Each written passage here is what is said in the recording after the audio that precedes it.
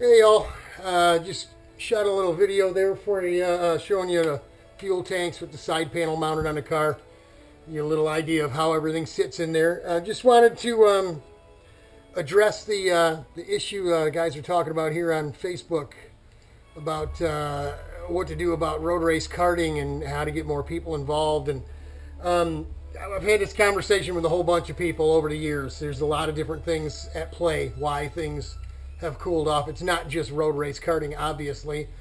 Drag racing, sportsman type drag racing is suffering. Motocross, amateur motocross is suffering. Everything's suffering.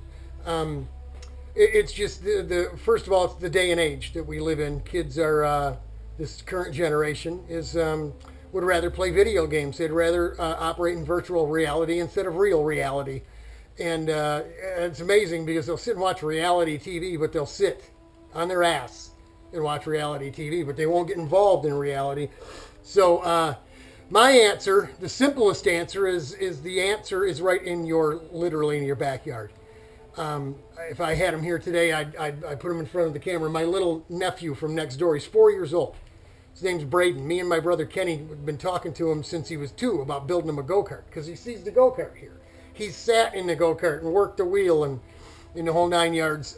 I made him a little workbench on the end of my bench here, and he keeps some little tools here, and he likes to hammer on things. It got so bad next door that his dad had to stash the tools, not just put them up, but stash his own tools in the house because the kids started taking everything apart. He's this new generation of kids, what do you call Generation Z, whatever you call them, they are going to be hands-on kids just like we were when we grew up. They like to know how things work. They're not just going to take a TV screen's explanation as the gospel of how things work.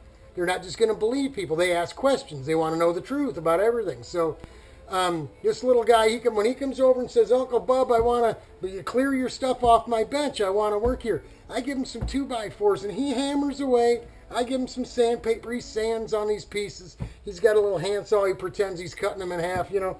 He has a good time with that stuff. And in the meantime, like I said, we had to take the tools away from him. The kid started disassembling his bed. He snuck out of here with a piece of sandpaper in his pocket, started sanding his dresser, for God's sake. So can we wait for 4-year-olds to grow up and be road racers and to save it? No, we can't. But the point I'm trying to make is when I say the answer is right in your backyard, if you got a niece, nephew, cousin, in-laws that have kids, if you're an older fella and you know you didn't have any kids or your kids are all grown and gone and they don't live near you, listen, grab a neighborhood kid that likes to work with his hands. Give him a damn break, man. Build you a 4-stroke. I'm building a 4-stroke laydown because I want people getting involved in road racing to drive laydown karts, not sprint karts. You sit them up, they'll never lay down. So the free rides everybody's going to get in my little 4-stroker go-kart is going to be a full laydown. And even if it's an adult instead of a kid, it doesn't matter. You know, well, I'll take one of these neighborhood kids as long as their parents are okay with it. They want to come out to the racetrack and bring the kid, cool. There's your answer.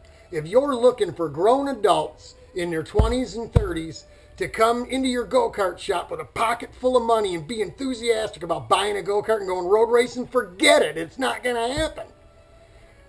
They're out there now, and they follow this telephone around everywhere they go. Their face is stuck to a screen. Those people are never going to be go-kart racers, man. They're not. They're not going to get involved, especially road racing.